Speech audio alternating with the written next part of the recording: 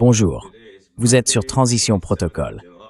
Nous sommes le lundi 27 juillet et il s'est passé beaucoup de choses depuis la dernière fois que nous vous avons vu il y a seulement quelques jours. Et heureusement, ça évolue dans la bonne direction. Nous vous apportons des informations que vous ne verrez pas dans les médias traditionnels. Vous ne les verrez pas non plus dans la plupart des médias indépendants. Nous nous appuyons sur nos propres sources et sur notre propre enquête. Et nous nous appuyons aussi sur l'immense expertise de mes collègues, dont l'un est ici avec moi pour vous annoncer ces nouvelles. Il s'appelle Larry Johnson. Vous le connaissez, vous l'adorez. Si vous appréciez ce que nous faisons, cliquez sur le bouton d'abonnement. Devenez aussi un abonné payant en allant sur notre Substack. Même nom, $5 par mois. Vous recevrez toutes ces informations dans votre boîte mail chaque semaine. Alors Larry, je vous en prie, allez-y. So, please, Larry, go ahead. Hey, thanks, Z. Merci, Ziz. Vous savez, tous ceux qui regardent ou écoutent et qui connaissent le film Un jour sans fin, avec Bill Murray et Andy McDowell, savent qu'il parlait d'un présentateur météo qui se réveillait chaque matin. C'était le 2 février. C'était toujours le jour de la marmotte. La même chose encore et encore, sauf que chaque journée était légèrement différente. C'était fondamentalement la même chose, mais il y avait toujours un nouveau rebondissement. Et c'est ce que nous vivons en ce moment concernant la guerre entre les États-Unis et l'Iran. Alors que la guerre se poursuit, les combats, pour l'instant, ont cessé. Et il est clair que les négociations en coulisses, avec Islamabad comme intermédiaire, accompagnées du Qatar et avec le soutien de la Chine, sont très certainement en cours.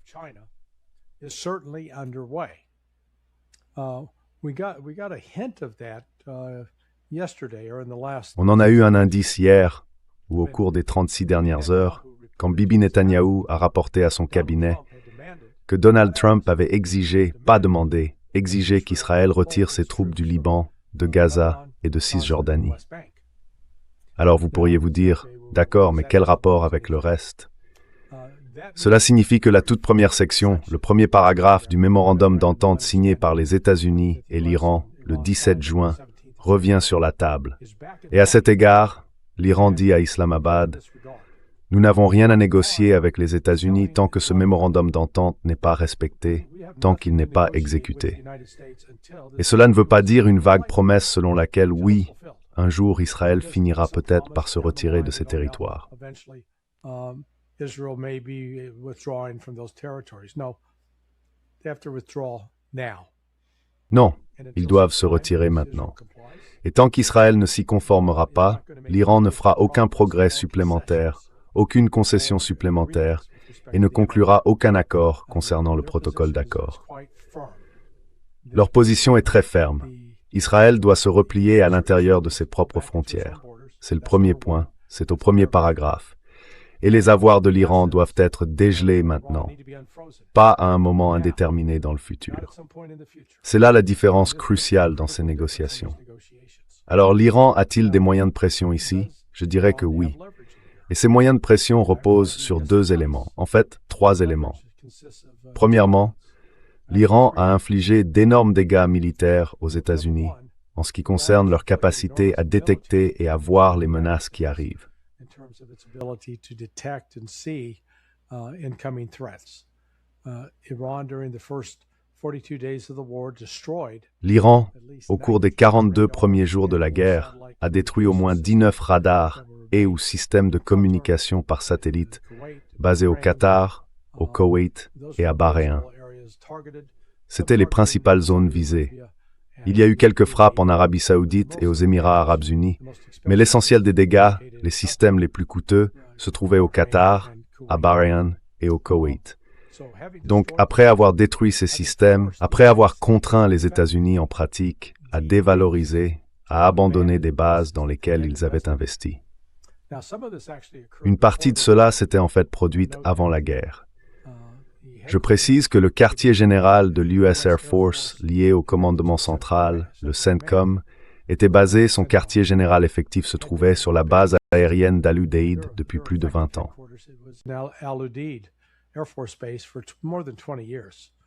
I was there back in 2006. J'y étais à l'époque, en 2006.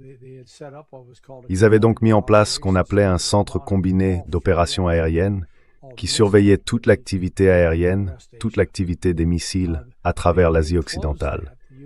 Ils l'ont fermé. L'armée américaine l'a fermé juste avant le 28 février et a replié toutes ses forces sur la base aérienne de Shaw, qui était le quartier général nominal, parce qu'il craignait à juste titre les dégâts que l'Iran infligerait à Al-Udeid. Mais les États-Unis ont subi des pertes de plus proches de 2 milliards de dollars, rien qu'en système radar et en système avancé de communication par satellite sur la seule base aérienne d'Al-Udeid. C'est donc le premier point de pression. Les États-Unis ont été contraints d'abandonner des bases où ils pensaient pouvoir rester.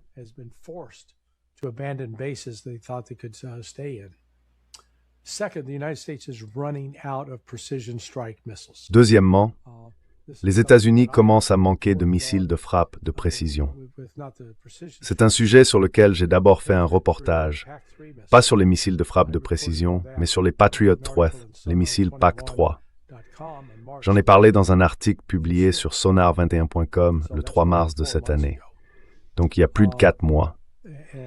Et les États-Unis se heurtent à des pénuries critiques d'armes qu'ils ont utilisées contre des cibles en Iran, notamment le long du golfe Persique, alors qu'ils tentent de, je cite, « dégrader la capacité de l'Iran à agir contre des navires qui violent les réglementations, les protocoles iraniens régissant le détroit du golfe Persique. » Et à cette fin, l'Iran continue de les faire appliquer. Les États-Unis ont essayé de les affaiblir. Iran continues to enforce it. The United States tried to weaken them, and Trump was told over the last week. Et Trump a été informé, au cours de la dernière semaine, à la fois par le président des chefs d'état-major interarmés et par le commandant du commandement central, l'amiral Brad Cooper, que toute nouvelle attaque représenterait un gaspillage inutile d'équipements et de matériel. Cela ferait aussi tomber les stocks américains à des niveaux très bas, compromettant la capacité à mener des opérations sur d'autres théâtres. Cela devient donc un deuxième point de pression. Un troisième point de pression, c'est l'absence de pétrole brut sulfureux en provenance du golfe Persique. Certes, les États-Unis disposent d'importantes réserves de pétrole brut doux, mais le problème, c'est qu'ils ne disposent pas d'un grand nombre de raffineries capables de traiter ce pétrole brut doux. Aux États-Unis, 70% des raffineries sont spécifiquement conçues pour traiter du pétrole brut sulfureux. Elles ne sont pas conçues pour traiter du pétrole brut doux. Et ce que j'ai appris, c'est que ce n'est pas simplement interchangeable. Il ne suffit pas de changer un filtre ou quelque chose comme ça. C'est bien plus complexe que cela.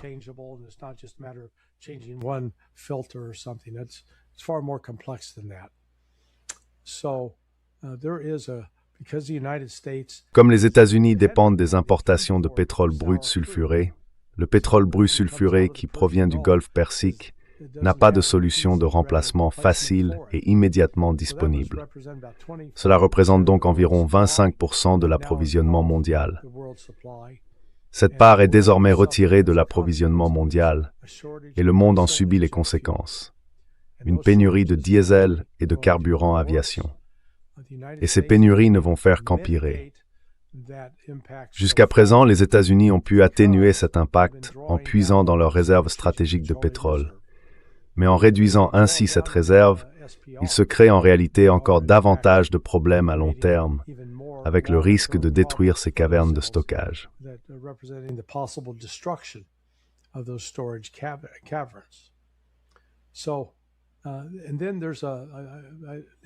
Donc, et puis il y a, comme on l'a dit, je pensais qu'il y avait 3 sources de pression.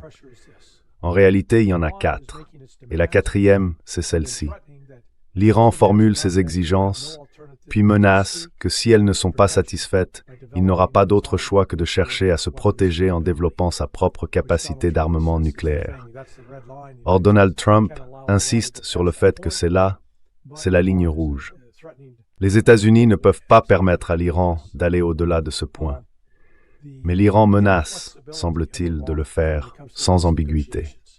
L'inflexibilité de l'Iran dans ces négociations ne devrait pas nous surprendre, à mon avis. Elle reflète la volonté politique des personnes qui, pendant les cérémonies commémorant et honorant l'enterrement d'Ali Khamenei, le défunt ayatollah, ont crié vengeance. The people shouted for revenge. Not negotiation, not conciliation, not concession, but Pas de négociation, pas de conciliation, pas de concession, mais de la vengeance. Une vengeance contre l'Occident. Pour l'instant, Trump continue de jouer à des jeux politiques sur le plan intérieur. Tout en reconnaissant que nous parlons avec l'Iran, il essaie encore de faire croire que l'Iran est en position de faiblesse, que c'est l'Iran qui cherche à négocier, qui cherche une porte de sortie, et il tentera de maintenir ce prétexte aussi longtemps que possible. Mais c'est une mascarade, une illusion. À ce stade, l'Iran a des cartes en main qu'il est tout à fait disposé à jouer. Et l'une de ces cartes représente la menace ultime. Si l'Iran n'a plus d'autre choix, si les États-Unis continuent d'insister pour attaquer l'Iran, alors l'Iran sera contraint de se doter de l'arme nucléaire.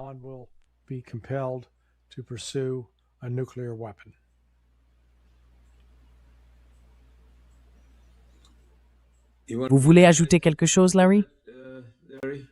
Non. Je pense que ça résume bien où nous en sommes.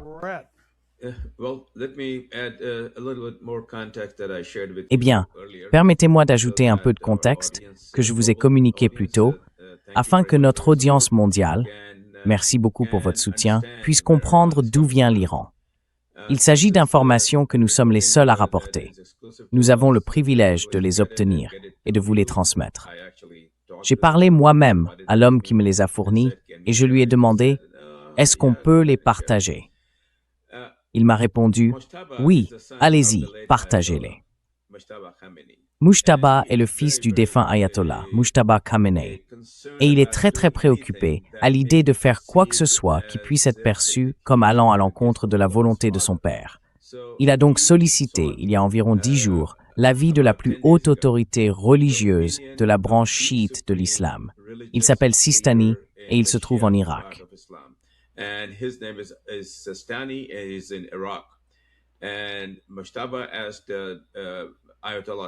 Et Mojtaba a demandé à l'ayatollah Sistani s'il pouvait procéder au développement d'une arme nucléaire, sans nécessairement la déployer, simplement parce que son père s'y était opposé. Et d'après ce que nous avons entendu, Sistani a répondu oui. Selon les rites et les coutumes religieux, la fatwa n'est plus valable, puisque votre père n'est plus de ce monde et que vous faites face à une réalité différente de la sienne. Donc, pour protéger votre peuple, s'il s'agit d'une menace existentielle, vous pouvez aller de l'avant et le faire. Maintenant, d'après tout ce que nous avons entendu et que nous avons confirmé à plusieurs reprises, Mojtaba Khamenei a donné ses instructions. Si les choses se corsent, nous déploierons une arme nucléaire sur notre sol pour démontrer que nous en avons la capacité. Mais il n'a pas encore donné le feu vert pour le faire.